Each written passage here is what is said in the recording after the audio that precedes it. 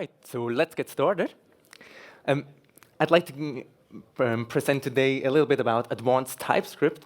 So before we start straight into the live coding, short introduction about me. Who am I? My name is Woerz, senior full-stack engineer. I'm also doing some training on the side. And if you'd like to get in contact with me, just scan the QR code or visit my website, type.rocks. There you also find my GitHub link. Everything you will see today, which I do during live coding, you can find there, so you don't have to take like any pictures. Of course you can, but you don't have to. So let's say, when do we want to ask questions? Just scan this QR code. You will then come to like a web page where you can enter your questions. I will answer them at the end, also for everyone to see which questions were already asked. And if you have some time, I will answer them then. If not, then I will still answer them, and you can find the answers later, for example, on your way home. So we will go straight into coding here. So before we start with the live coding, I've been doing TypeScript for around 7 years now, so since Angular 2 was using it. And at the start, I've really just used it like you would do like in Java for your normal types. But like TypeScript really has some advanced features, and they have advanced these features even more over time. And I think many people don't really use TypeScript to their full potential. And this is where I want to hook in today and talk a little about these features. So to start with, we can see on the top right this small agenda. This is like a small extension I've written for VS Code, and what it primarily does, it just checks all your TypeScript files for a type called result and shows this type in this little corner. And maybe what you can see here, we have this todos.ts file.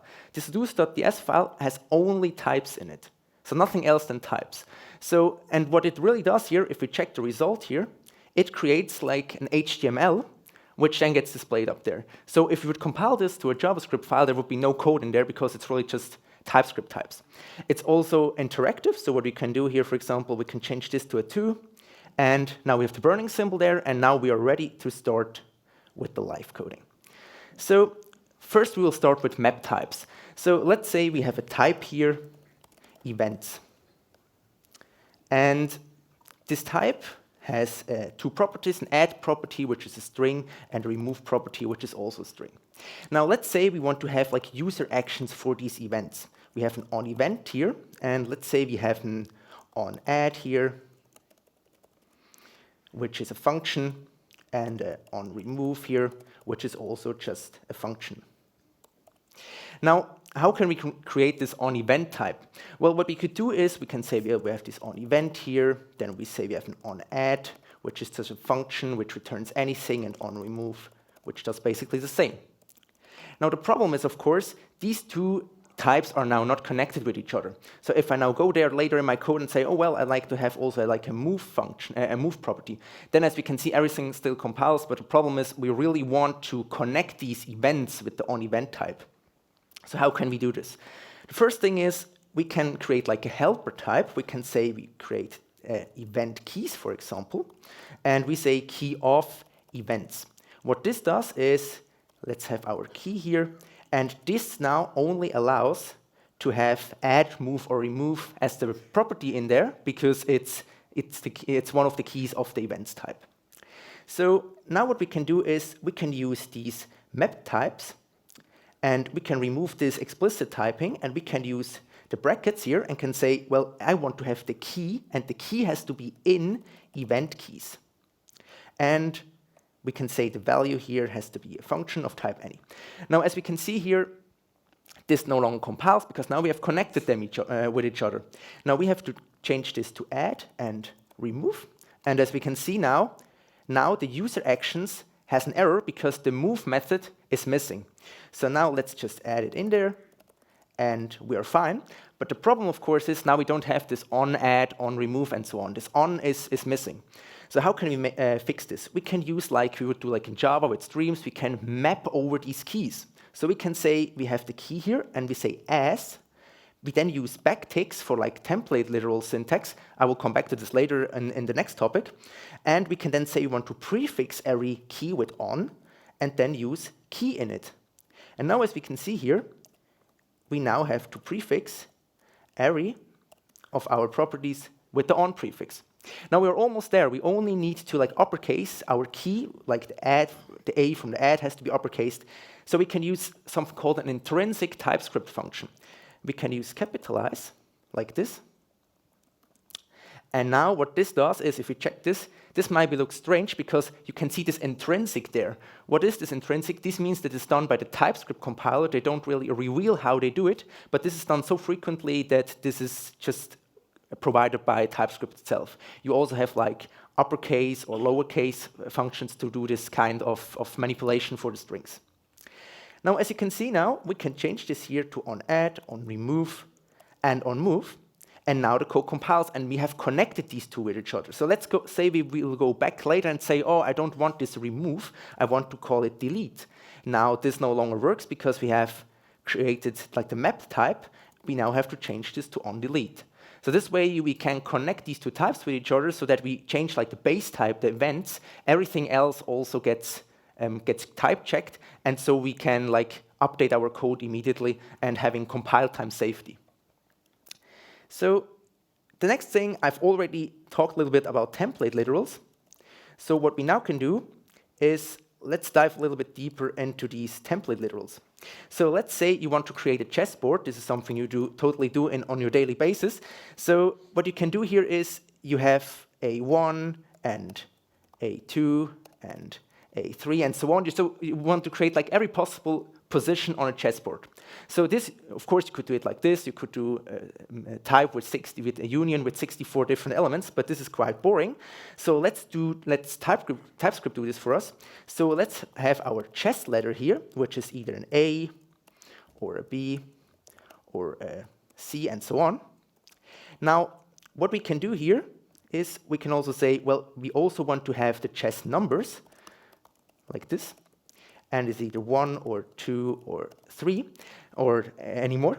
And then what we can say is we have our chessboard here, and then we can use backticks to say these are template literals, and so we can then pass in our types. So we can say, well, this is a chess letter here, and the second one is a chess number. And if we now check what the type here returns, we can see that this now creates the permutation of every possible combination of the letters and the numbers. And while you don't really use this that much in, like, for example, like here in this chessboard, we could do other things with this. So what we, for example, could do is we can say we have an RGB CSS type. And let's say this is just an alias to a string currently. Now what we can do is, let's say we have a valid RGB CSS type. And this is like RGB 123, it should be written in CSS. And now let's say we have here this invalid one. Now, we want to say this is an RGB CSS type, and this too. And of course, now if I change this here and remove the last element, everything is still valid because this is just a string. Now, we can use template literals to narrow down our string type. So what we can do is we can say here, we use backticks. We can say we prefix this with RGB. We then say the first element has to be a number, the second element has to be a number, and the third one has to be a number 2. And now we can see that on the line 6, this does no longer compile because it sees, okay, this does not conform to this structure we've provided by using these template literals. And this can be quite useful, for example, also if you're writing like domain-specific languages, where you, for example, want to have a certain structure of your strings, or if you want to parse something, then you can do it like this. You can go even further. If I change this, for example, to an A, we see that this is also no longer valid because this is now, of course, not a number. I would have to change this to string to make this valid again. So now we can combine these two things, the map types and the template literals, and let's create like a small CSS validator. So let's say we have a type here, and let's call it gap type, and it's either margin or padding, like this. Now, what we also can do is let's create the positions here, which we want to allow like left, top, right, or bottom. Now we can do the same thing we did with the chessboard and chess letter. We can say we have our gap CSS, and this is now a template literal, and it's a gap type, and we have the positions here. And now we can see here, of course, We have every possible combination from margin, left, right, top, bottom, and padding, left, right, top, bottom. Now, we can also say we want to have valid CSS sizes. So let's say we have our size here, size type. We want to allow either, for example, rem, or we want to allow m, pixel, or percentage, or even empty, an empty size. For example, if you have width 100, you don't need the type. So now we can say we have our size CSS, where we say we want to have each of these sizes prefixed with a number, and then we have the size type here. And now we can say we have our let's say CSS object here, where we say we can use the map types again, and we can say, well, the key has to be in gap CSS, and the value has to be size. And now we can create such an object where we say this has to be of CSS object. And now we have the auto-completion for margin left, right, top, bottom. For example, let's take margin left, and then we can say like, we have one rem.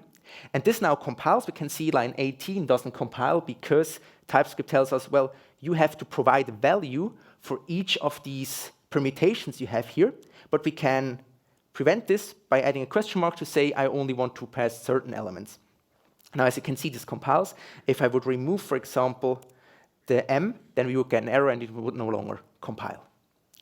So this is how you can use template literals to have your own, as I mentioned, domain-specific language and narrow down the string types.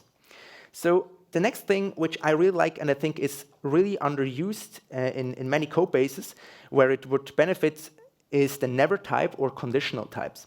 So what are conditional types? Let's say we have like a type, Boolean, or else string. Now, conditional types always take a parameter. These are always like generics, like in Java. But you pass it in, for example, pass in a t, and then you can say, well, if this type you pass in extends, and then you can say what it has to satisfy. So, for example, we can say here it has to extend Boolean. So the type t has to be some kind of Boolean to return to true. And in this case, well, just return Boolean, otherwise just return the string, because for everything else, just return string. Now, how does this work? Let's see. We have our test here. We have our Boolean or else. And let's pass in, for example, a number type. Now, we can see here that in this case, we get back, of course, a string, because this is not a Boolean. If we now pass in true here, then we get back the Boolean type, because true and false extend Boolean. If we pass in Boolean, of course, we get also back Boolean. And this kind of conditional types we can use in combination with the never type. So let's say we have a function fail on empty string, like this. We pass it in an input, and we want to say, well, if the input length is not set, basically if it's 0, we throw new error, and we say input is empty. Now, while we can do this, we have runtime safety. So if you run this code, we will get an error if the input is empty. But I really like TypeScript for its compile time safety. Here, TypeScript can't help us to have our compilation checks, so we only have runtime safety. But with the never type, we can also add compile time safety to it. So let's do this. So let's say we have a type here, and let's call no empty string here. We pass it in a t, and we say, well, listen, we only want you to be allowed to pass in a string of any kind. And we then say, listen, if t extends an empty string, if t is exactly an empty string in this case, we return never. Otherwise, we return t itself. So before I now will apply this to this function, I will show you what this never type really is and why it's so helpful. Because let's say we have a hello here, and we say hello DevFox. Now, of course, this implicitly is a string. Now, of course, I can also say, if I really want to be sure, I add string here. Now, if I change this here and change this to never, I get a compilation error, because string is not assignable to type never. Now, everyone who has already used with TypeScript knows how to trick TypeScript. We just say as any, and it works fine. Besides this time, because not even any can be assigned to never. Because never is like its own construct. It's like its own its own little, it has its own little office, which it works for itself, so it doesn't really work with anything else in TypeScript. So what you would have to do, but please don't do this, you would have to say as never to say that this, of course, is really a never. So, but why is this really helpful that never is all for itself? Well, we can do the following. We can say this fail on empty string is now a generic function, and it also takes a t, which extends string. And now this input here is now a no empty string, and we pass it in the t. And now something interesting happened. As you can see here on line 12, we now get an error because of the empty string. If I change this here to hello, for example, as you can see, now we don't get an error anymore. So why is this? This looks a little bit like magic, but it really isn't. It's not just like generics. So you have like this empty string here. What does this really do? Let's check. We have this empty string here resolves to this t we pass in. Because this is an empty string, it creates this type never. And what this really does is, it basically does this. It changes it finally changes it to never, and because you can't assign a string to never, we will get an error at compilation time. So this is what I really like about TypeScript. It's like you have these building blocks which you can use, and they really, really work nice with each other. So you can use, for example, as the never type with conditionals to create really powerful types. So, but maybe you don't need like an empty string check, but what you often need and what you often also want to do, for example, is like exhaustive switch cases. So let's say we have a locations here, and this has either Zurich or let's say Oslo. And now we have a function here where we say get country for location. We pass in our location as our input, and we want to return the string, the country as a string. Now, how could we do this? Of course, we can use if-else, but I really like here to use switch statements to show it more clearly. We have our location here. We then say, well, I have my case here for Zurich. I return Switzerland. Now, here, of course, TypeScript yells at us and says, well, you have this, you say you want to return a string, but you have like this Oslo case, which is not covered at all. So if somebody passes in Oslo, then it will return undefined, and we don't want this to happen.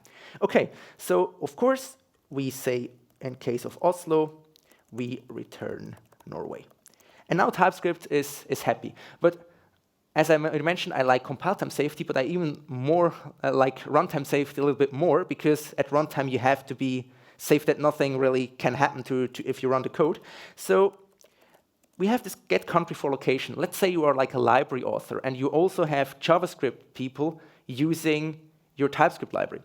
For them, everything looks like this. For example, you have as any, so they can pass in anything they'd like, and they don't have the types if you don't like generate JS doc for them.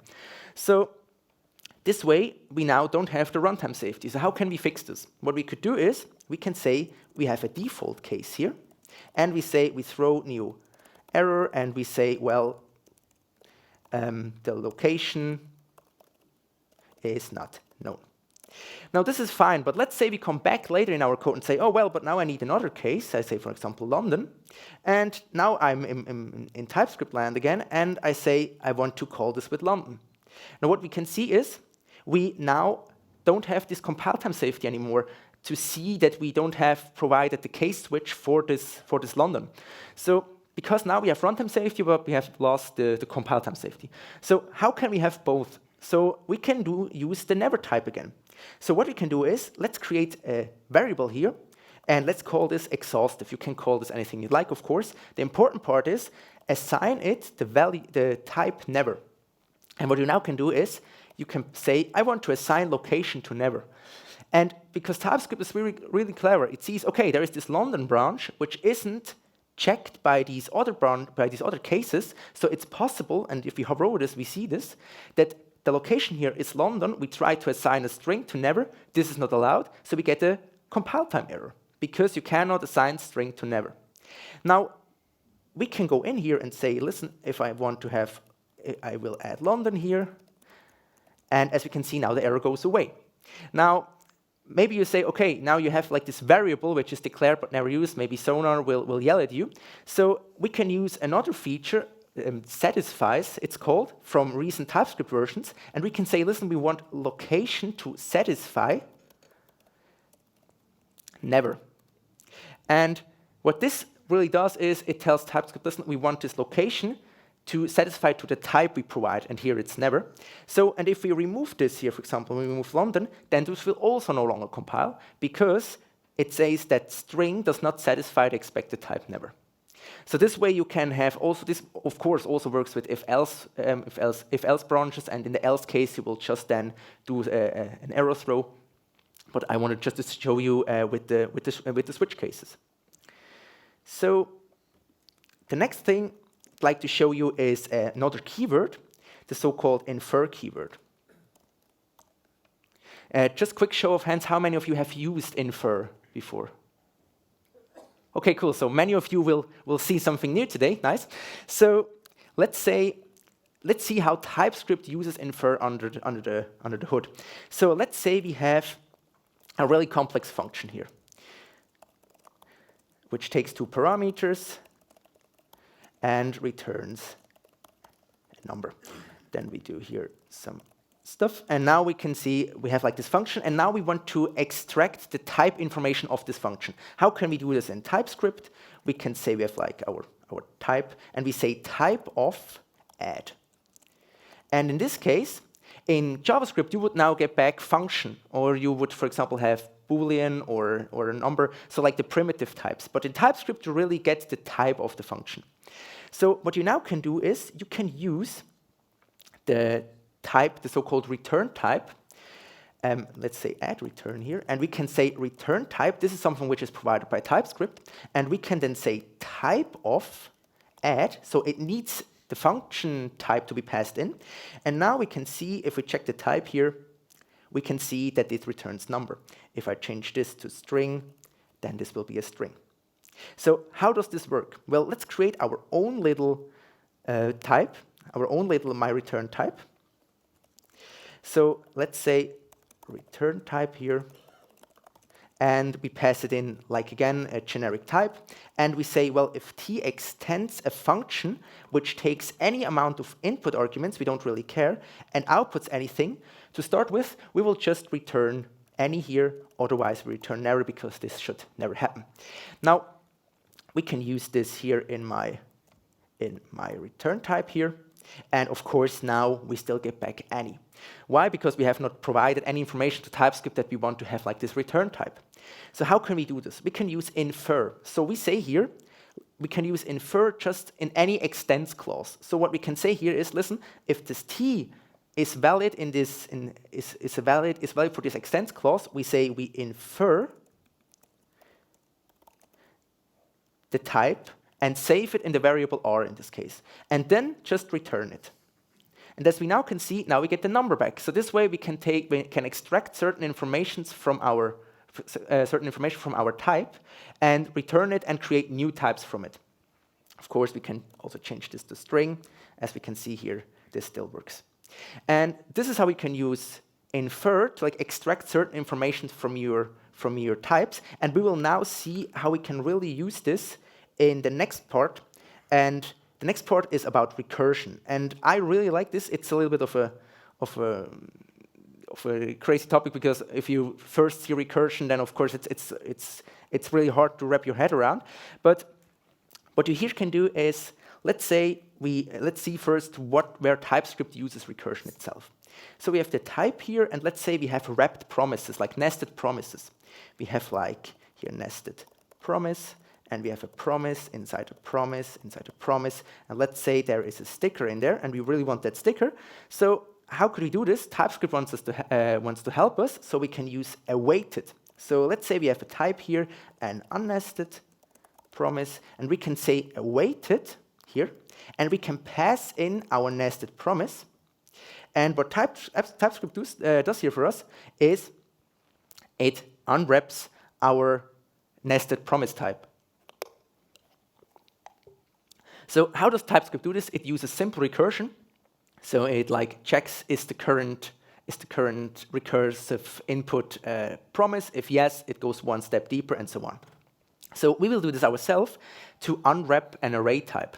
So let's say we have a type here, and let's call this nested array, and we have an array, and an array, and an array, and in there we have like stickers, and we want to get them out. So this is like a deeply nested array type. So how can we unnest this? We can say unnest array. We pass it in any type we'd like. And now we say, well, if t extends an array, so if this element we pass in is like a normal recursive function you have in Java or in any other language, it's like the element we pass in is still an array. In this case, we want to infer the inner type. So we want to say, listen, now go one step deeper into this array type and infer this inner type. And now just call this unnest array again with this inner type. Otherwise, well, just return the type itself. And now if we check this, we have like this test here, and we have our unnest array. We pass in our nested array. And now, as we can see here, we get the real type of the array out of our nested array.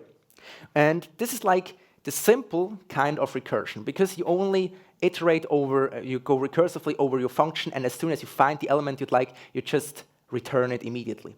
But a little bit more of a complex one, but which is also much more powerful, is the recursion where you like create something, where like, for example, has an accumulator which collects elements during the recursion, then returns it at the end.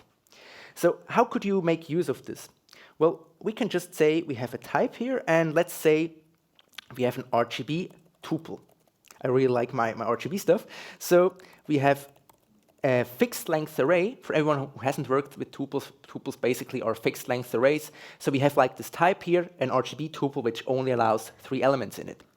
Now what we can do here is we have our tuple of type RGB tuple, we say 1, 2, 3, but as soon as I add a 4th element, as we can see, we get an error because we only allow 3 elements in it.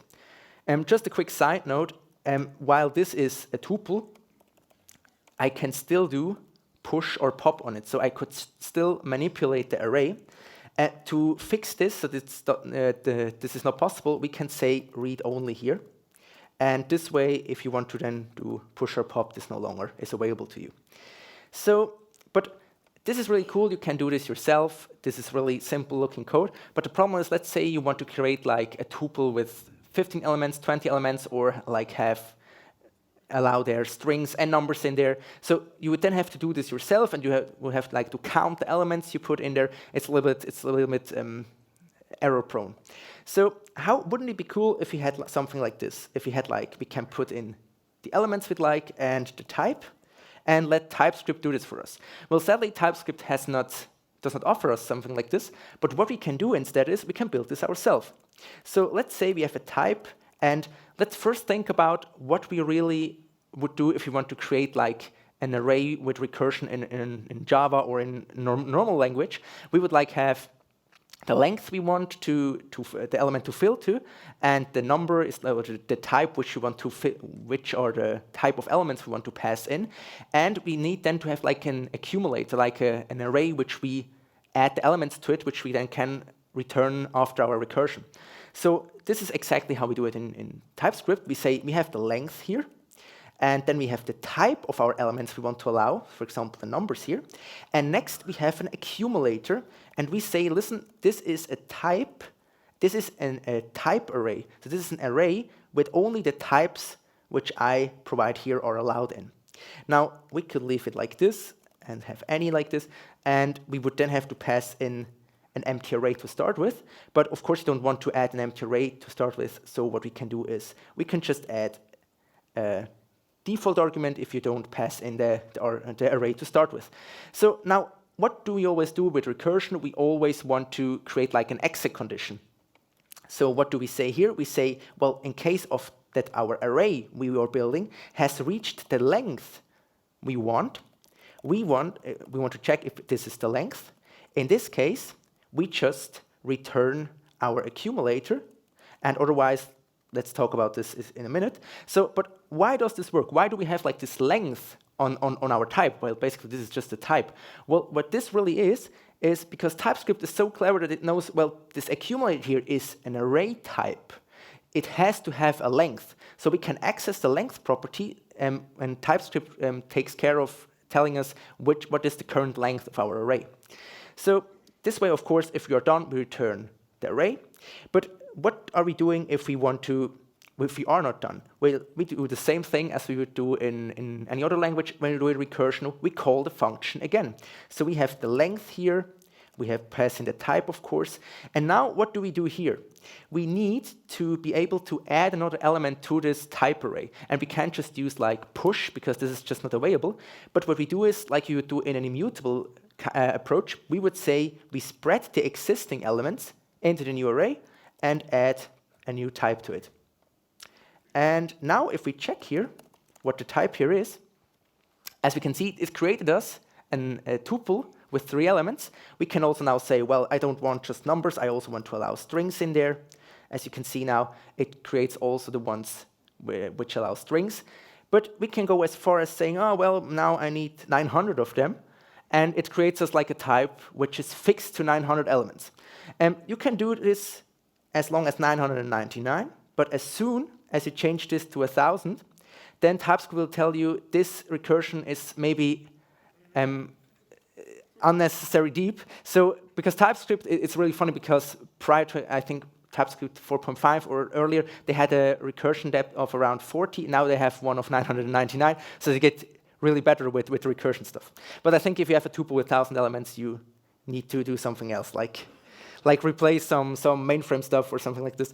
But just to see what you can do with this. And of course, this is not restricted to this. You can like create your own types like this. And recursion, you can do really, really advanced stuff. For example, maybe the ones of you who have worked with Angular, prior to, I think, Angular 14 or 15, they did not have like typed forms. And by using this recursion, we could like create our own typed forms by checking the types of our forms ourselves. Now we don't have to do this anymore, but it was really, really fun time. So now, what we also see here is that this now doesn't have read-only on it. So we can do this by saying, well, I want to wrap this in read-only, like this. And as you can see now it's read-only again. So this is how you can basically use recursion to create your own types. And this is really, really powerful, and we will see at the end how powerful this really is. But now I'd like to give you an introduction to something which I think is really, really important for almost all of you who are using like business objects or something like business related in any way. And these are so-called branded types. What are branded types? Now, let's start easy. Let's say we have an email here. And this email, of course, is just a string. Now, let's say we have a function and we want to pass in an email. And we only can, of course, say that this is a string. What we could do is we could create like a wrapper object, like an email object, where we then know, okay, if we pass in an email object, then it has to be an email. But what we really want to do is we just want to work basically with a string. But we want to make sure that we only are able to pass in a string which conforms to this email structure. Now, of course, we can make this currently because totally not an email, and this still works. Now, what we could do, of course, is we could check in the send email and have a check function which checks if the email is valid, but you don't want to do this everywhere you use an email. So what you could do instead is, of course, we can have a check function where it's mentioned is valid email. We pass in here, as mentioned in input, we say we have a Boolean, and we make this now absolutely bulletproof, so we say includes @ and then this is okay. So this way we can check if this is a valid email. So let's say we have if is valid email. We pass in our email, and then we say send email, our email here. Now, of course, we can do this, but it's really easy to forget about this is valid email because it's not really enforced for us to do this. So how could we make this more error-proof? So wouldn't it be nice if you would have like a type which is an email, and a type which is an email, but it's just the normal string. Now, of course, what we could do is we could say here this input here is no longer a string, but it's an email. But as you can see, of course, nothing has changed because email is just an alias for string. So there is nothing really which TypeScript would tell this is something else. Now, what we can do is we can use type guards. What is a type guard? A type guard is used to narrow down a type to a more specific one. So we can say here, instead of this isValidEmail to return a Boolean, what we say is input is email. What this really does is it tells TypeScript, listen, this input you gave me, if this returns to true, then this will tell you, well, this is not just a string, but it's an email. Well, in this case, as you already have seen, there's nothing really changed because TypeScript tells, well, of course, yeah, input is email, but email is also a string. So we haven't really reached anything with this. But what we now can do is, and here is where the TypeScript magic comes in, we can say, well, this email is not just a string, but it's also an object which has like a property, which let's call it email. And the important part of this is, when I first saw this, I was thinking, is brand like a fancy hidden flag or something like this? But it's not. You can basically pass in anything you'd like. It's only, I really like the _ brand because it tells you, listen, this is some stuff you shouldn't touch because it's like internal stuff. And now, as you can see, something interesting happened. Line 19 does no longer compile. So why is this? What this type guard now really does is it tells, listen, we pass in something which is a string, but it can be anything else also. It can be a string, but anything else. Like, for example, if you have an object which has a property A in it, it could also have B, C, D, and all other ones in it, but we are only saying, well, it has to have the property A. We are not interested in other ones. But here we say, listen, this is a string, but if it passes this check, it's also a property which has these other features, which has, for example, here this brand property. And because you cannot, for example, if I now try to say this is an email, this will not work. Because TypeScript tells you, listen, this brand is missing. You are assigning a string here, but you are not assigning this property here, which you can't even do in JavaScript or even in TypeScript. You can't assign a string and an object at the same time. So, and this is why it's so helpful, because as we can see here in this check in here, the send email still works. But if I say I move this out, this no longer works because outside of this check, it does not know if it's an email or not. So, but in here, it knows. And the cool thing about this is, and I think this is why it's such a powerful feature, is that you can just use your primitive types. So the cool thing is, I can, on this email, just use all the normal properties I have on a string. I can also go in and let's say I have a function here, which is called, let's call this trim, and we pass it in any input we'd like. Let's call this string here. And I do something in here with a string, doesn't matter what. I can just call trim. I can just pass in email to trim because it's just a normal string. You don't have to like unwrap your object. And of course, you are not just restricted to email. You can use it, for example, if you have something like a UUID, like a identifier, and you have to be sure it is always the right format. Or if you have like a date format, which you want to enforce, just create like a type of your date format, and then everywhere you pass in this email, you can be sure everything which gets passed into this is really an email.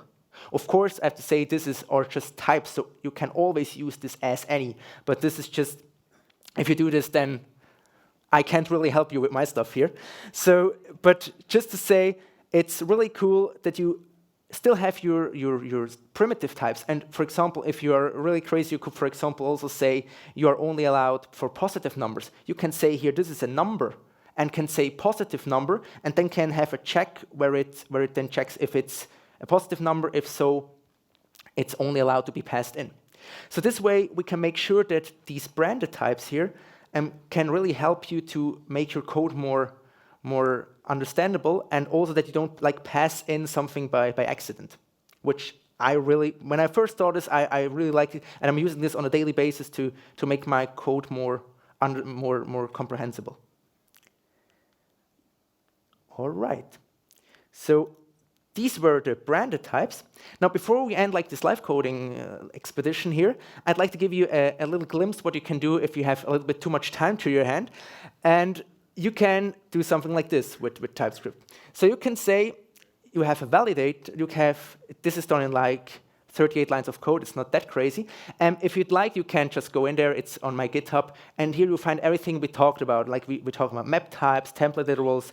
Also with infer, here infer is used a little differently. But you can then do stuff like you can validate your input strings if this is, for example, a valid arithmetic expression. So, for example, I let ChatGPT create these invalid ones for me. So, as we can see here, this is missing a closing bracket. So, if I add this to the correct position, then it will compile. So, of course, you will never use this in real life, but it's cool to see how such a language which gets stripped away during compile time really can be used. So this is just a little over-the-top example of what you could do. Now, let's go back and let's see if there were some questions. Cool, there were quite a few ones. So yeah, this is funny. I get this question all the time about what is this question mark there. This is a so-called, this is an extension in VS Code. It's called 2/ extensions or 2/ queries. And you can just check it up you can just search for it. I think I also have it on my GitHub. There was an issue there where they asked it, so you can go on there and check for it.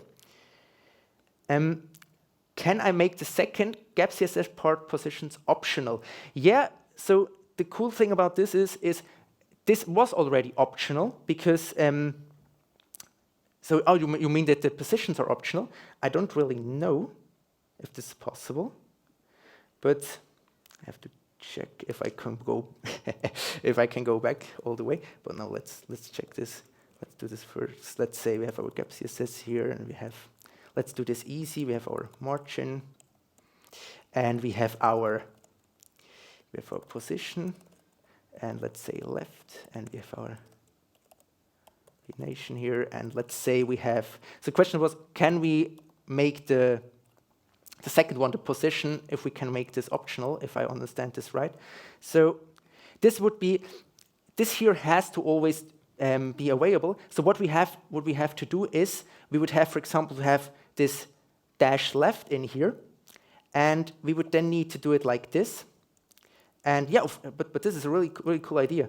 And we could then say this could be this or an empty one, or we could even say or an empty one. And now this should also create like an empty, like the one for, yeah, then it will create the margin. So you would have like to handle this dash in your position.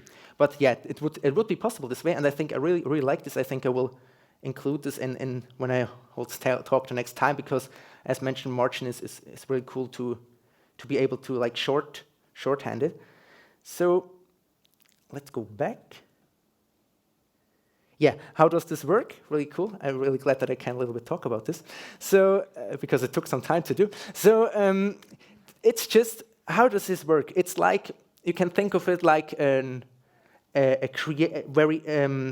just creates the letter or the characters at the position I tell them to. So you would say, for example, I want to create, for example, for the checkbox, it tells if t extends 1, then it's a check mark. If it's 0, then it's an empty one. If otherwise, it's just a burning symbol. And you can take a look into it. It's also, of course, on my GitHub. It's like a simple, like a printer where you can tell which position and which element should be written on it. So yeah, it looks much more fancy than it is. The complex stuff was like the breakpoints and the new lines and something like this. But it's good to show, to be able to show how this works. So can we unit test this? Yes, we can. I can't really tell you what the name is of this library, but you can check if you Google it. There are like test suites for these kind of tests. So you can just, I think there are TypeScript test suite or something like this, where you can just have your type and then see what should come out of it. And then this should work fine. But I think you could also do this yourself by just having like an if one extends the other. So if this should work, so for example, yeah, we have some time left, so let's see if we can do this on the fly. So let's have this test where we have t and we have I and we have input, we have output. And let's say if I extends O, in this case return true, otherwise return false. Now we could, for example, say what is the expected one. By the way, you don't have to do this like with one letters, but I'm going from Java, so we're always using one letter elements. But we can say if the expected extends the result, and then we could, for example, say, for example, we have the test here, and then you would just pass in the type of your first one, and you can then, for example, say, for example, if 2, or for example, if a Boolean and a Boolean, you could then just see this would then return true. If you would have, for example, b here, then this would return false, and then you could like check if it's a valid type. But I think this you can do with this test library I've mentioned, but I can't really tell you what it is. But I will check it later and write the answer on the QA. All right.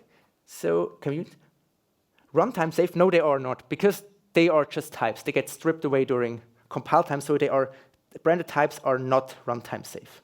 Okay, exactly.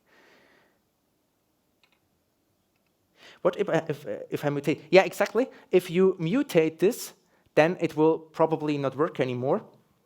So, but as you have the strings are basically mutable, so you would have to create a new one. Of course, you could change the string, but I would never like mutate the existing string, but create a new one. But of course, yeah, you can always, especially because are just type safe, so they're just on compile time to get stripped away. So you could always, you don't have to like mutate it. You can just use as any, and you are lost. So. Exactly. What about other guards applied to brand types?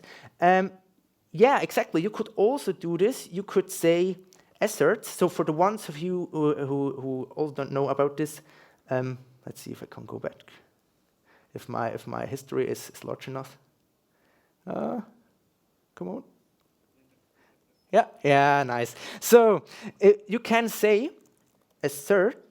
Sorry. We can say here. We can say asserts email. So I now currently don't know the exact way to do this, but we can say that with asserts, if it asserts that is an email. If it's not, then it will fail. So of course you can also do this with the branded types. Yeah, exactly. By having a method with input, do you still need to use the isValid method or just have it as an unused method? Yeah, you need the isValid method because we really do the runtime safe check. So this is also something really important to say here. We really want also have the runtime checks. So here we can see the input here. We really want to also say this is don't just want the compile time, but also the runtime safety. So we really want this check here to have not only because the types will get stripped away during runtime. Yeah, I think we have. Could you not also use tail recursion with recursive types and avoid the accumulation parameter? I'm not really sure. I don't think so, because you would have to pass it back somewhere, and you have to. I don't think in TypeScript you have these kind of tail recursion available, but I'm not really sure if this is possible. But I will check back later and also write the answer to it.